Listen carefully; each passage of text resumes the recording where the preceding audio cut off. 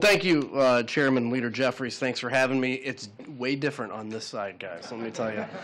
I want to just briefly talk about the whole idea of this plaque. It's shocking to me, by the way, that that has not been put up. Now, I am convinced that it will be put up at least by next January, and I'll humbly suggest maybe you can double the size of it by then. 5 years ago today, the president decided that America's legacy of transfer of power was beneath him. It was beneath him. And we all know what he did. He sent the mob to the Capitol and tried to rob the American people of their votes. He aimed to destroy America's self-determination and replace it with his own corrupt will.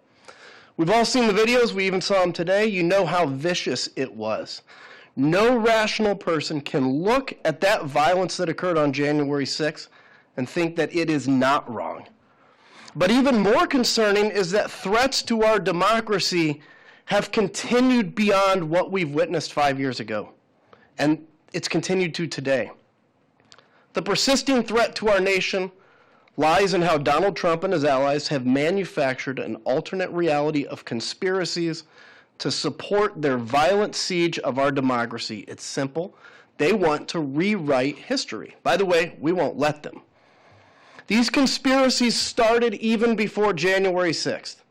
The moment that Donald Trump realized that he could lose to Joe Biden, he began touting the big lie to undercut the public's trust in the election. And we all know that the thing that holds us together as Americans and the thing that allows us to self-govern is our belief that we can vote. If you're allowed to vote, the votes are counted and the winner wins. And when you violate that, you create real damage to the American people. When he began touting that big lie, he wanted us to believe that the election was stolen, that there was widespread voter fraud. This has been unequivocally disproven. It's been debunked by a series of independent agencies, Trump's own advisors, and more than 60 courts that did not rule in Trump's favor. And yet Donald Trump continues to spin. Trump even lied a few weeks ago when he told a little girl calling the White House on Christmas Eve that he had won Pennsylvania in 2020. He said he won Pennsylvania 3 times. It's a great thing to tell a kid that wants to know where Santa is.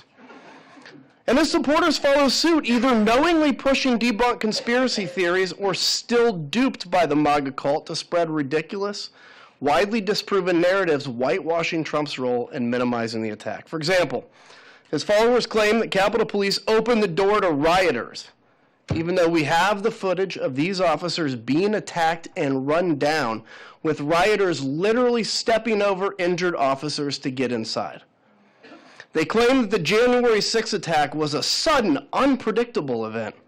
In reality, Trump sent rioters to the Capitol on January 6th, and we have the receipts showing that extremist right-wing groups planned the attacks for weeks beforehand. They also like to claim that the left-wing group Antifa, not Trump supporters, secretly orchestrated all the violence on January 6th. But we know it was groups like the Proud Boys, Oath Keepers, that started the violence on the 6th. DOJ's and FBI's own investigation debunked that wild theory. Many of my fellow Republicans even want to pretend that Donald Trump wasn't responsible for it and that he did not condone the violence on January 6th, even though we all can plainly see that it was Donald Trump who called on his supporters to march down Pennsylvania Avenue and fight like hell. It was Donald Trump who sat in the White House, as we discussed, for 187 minutes, watching the attack unfold, throwing gasoline on the flames with his 2:24 p.m. tweet targeting Vice President Pence in the middle of it. And since then, he's called January 6th defendants political prisoners and hostages. I want to point out here for a second that when these folks were arrested, they were contrite, as Ms. Hemphill was. And then the whole media organization of some of these came around and started calling them political prisoners. And when they did, they made them victims. And then that's when you saw the narrative change from they broke the law to they're victims. This is then in one of the first acts of the president's term, he immediately pardoned all of those people who took up arms for his wicked cause that day. I hear often, well, Adam, Trump only pardoned the innocent ones. He never pardoned. Cop beaters are real criminals. Well, that's obviously another false narrative. He didn't just pardon the nonviolent or non-dangerous people. He pardoned every single criminal who beat, kicked, punched, and pepper sprayed over 140 of our law enforcement officers. He pardoned every single criminal who helped drag a screaming officer into a crowd and said to shoot him with his own gun. I get asked frequently, why are you still going on about January 6th? Can't you just let it go? If our country had achieved real accountability and deterrence, we could move on. But we have not. A fact made clear by Donald Trump still spinning his conspiracies and his base still continuing to promote them. Donald Trump knows that these lies and stories only strengthen his power over the American people.